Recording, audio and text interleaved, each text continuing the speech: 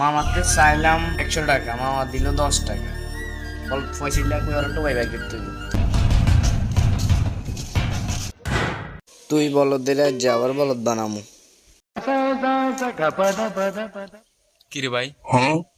ফয়সাল মামার আমার টাকা দিছে, এই যে দেখ ফাটাফাটি একদম নতুন টাকা, দেখ।